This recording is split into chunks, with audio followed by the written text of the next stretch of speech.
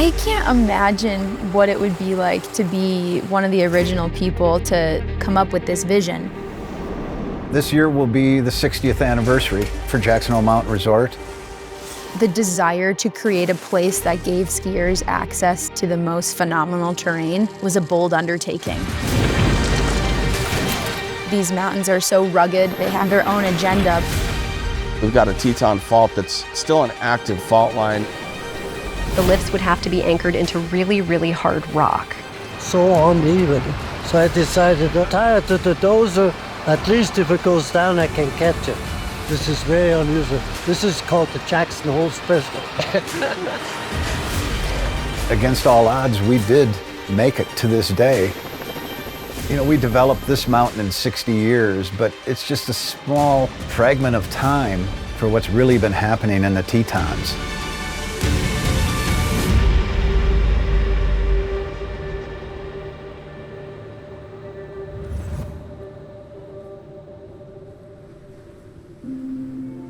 The Teton Range runs north to south, Jackson Hole Mountain Resort being on the southern end of the range. With Grand Teton National Park and Yellowstone up the road, there's all colors of the rainbow. It's wild, it's rare, it's the Serengeti of the West. The forces that have been working to create this landscape have been at it for almost 3 billion years. So the Teton Mountain Range wasn't always here. We used to be at the edge of a continent. Marine sediments were deposited from sea level rise and fall. Then there's a coming together of the tectonic plates where the Rocky Mountains were formed. Then about 10 million years ago, the tectonic plates are pulling apart. That's when the Teton Fault was born. As the crust is being pulled apart, the valley will drop relative to the Teton Mountain Range. And then we've had glacial periods. The glaciers sat higher up in the mountains, and so they helped form and carve out some of those beautiful cirques and horns that are so iconic. The Teton Range is one of the youngest mountain ranges in North America. There's been just a lot less time for erosion to work on that mountain range. Everything just feels very jagged and sharp and new because it is. It's really special because we live in an active, dynamic landscape.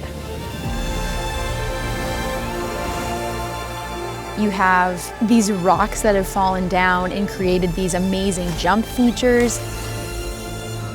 There are landslides that create really steep head walls to ski down. The bottom 2/3 of the mountain is metamorphic and igneous rocks. The rock is harder and it's a lot more consistent, smooth skiing. The upper third of the mountain is sedimentary oceanic layers. It's very steep and there's a lot of chutes.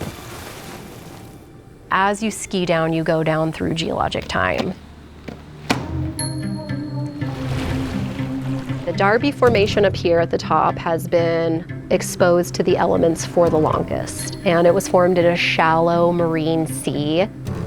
The tram is anchored into the Darby Formation. This is strong bedrock that provides a good platform on which to build the tram. To build the tram, especially in '65, it was quite the feat. So initially they had to build a work tram to bring up all the workers and supplies. Then they were able to construct the old tram, which brought up skiers to the top. The outcome of the whole project is really the icon of Jackson Hole. We had the old tram to build the new tram.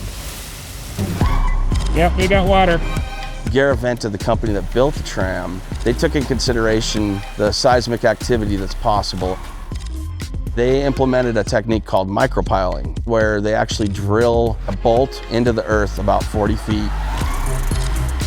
Then they pump grout, and that grout leaches into the natural cracks of the earth. That adds 150 tons of tensioning per micropile, which is incredible. It's about the strongest structure ever built in the Teton Range.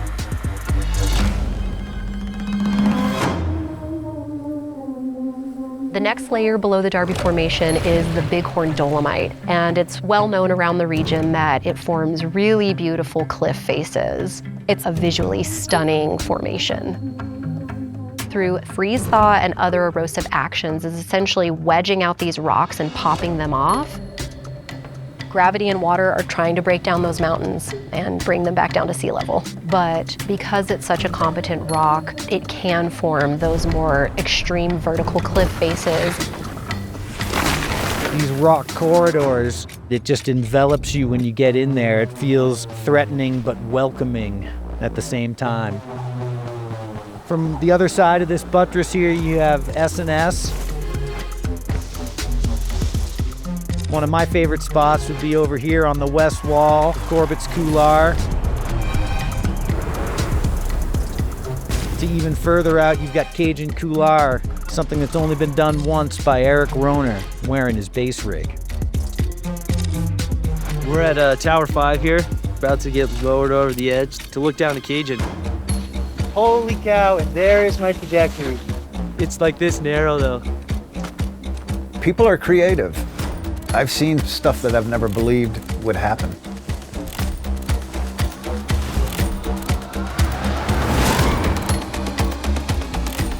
I'm surprised at all the different ways that people have found to adventure through the Bighorn Dolomite.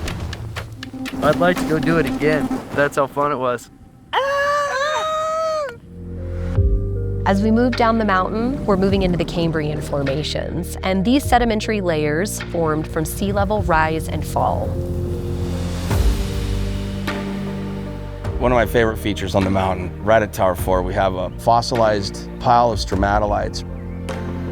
Stromatolites are dome-shaped organisms that form in warm ocean environments. They are made up of blue-green algae, and the blue-green algae builds up in layers on top of each other over time.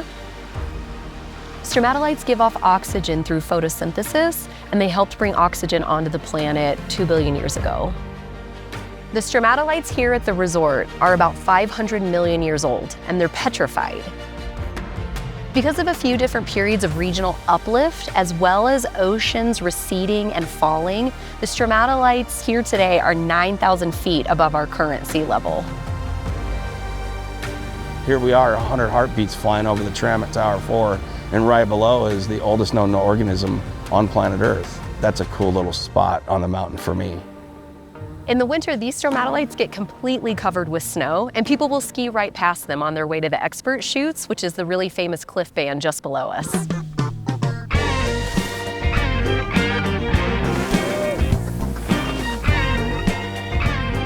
It's kind of a special spot because it's almost like someone designed it for skiing.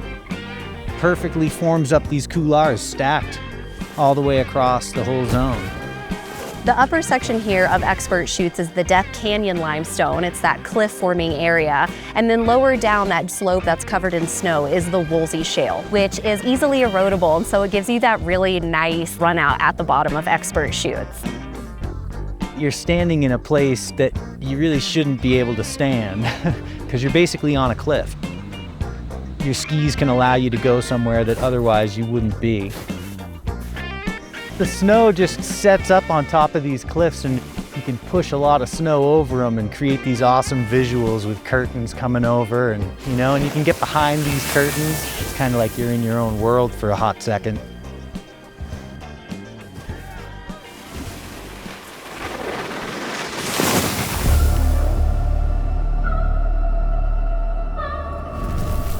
As we continue down the mountain and deeper into Earth's history, we go back to the Archean era, which is the Rendezvous Metagabbro and the Migmatites and Gneisses.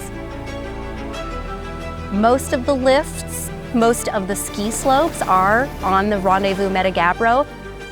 It's some of the oldest rock in North America, but it has had the least exposure to the elements because of the Teton Fault. In the lower 2/3 of the mountain, that's where things kind of just turn on and are so fun. You're having that natural pull of the fall line all the way down to the bottom of the valley floor. Metagabbro is a type of rock that originally was formed as magma squeezed into existing rock layers and cooled miles and miles under the surface of the earth.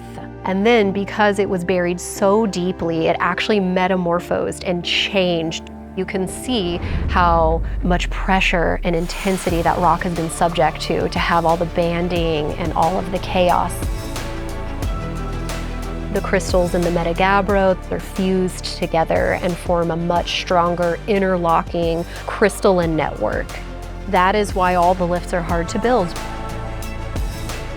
You had Teton and Opera-Vu that were first built. Those are the first two that had to be rebuilt. We used to still dig towers by hand when they were in bad locations. It'd usually be 2 to 4 guys with pickaxes and shovels. The Kemmer family took on the chore of upgrading the lift systems. So you've got multi-generational lifts. We've had 2 trams, 3rd generation of Thunder now. We've had 2 sublets. Sublet lift was the last lift to get upgraded, and so that's celebratory. Sublet is the completion of an era. It's the 60-year anniversary, and so I think it's a really important time to just look back and remember. There's been multiple generations of people that have fostered this dream.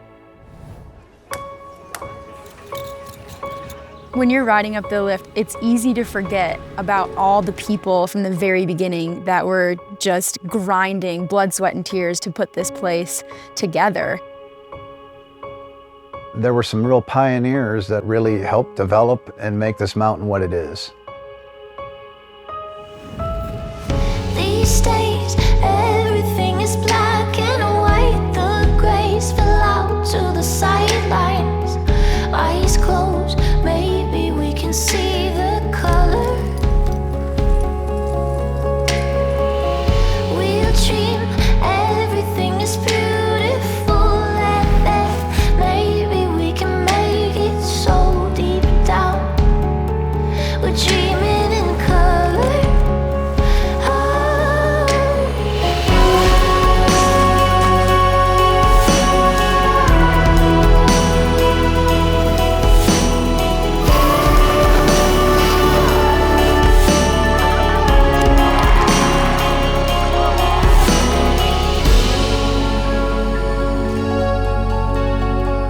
It makes me feel so appreciative to be able to call this place home.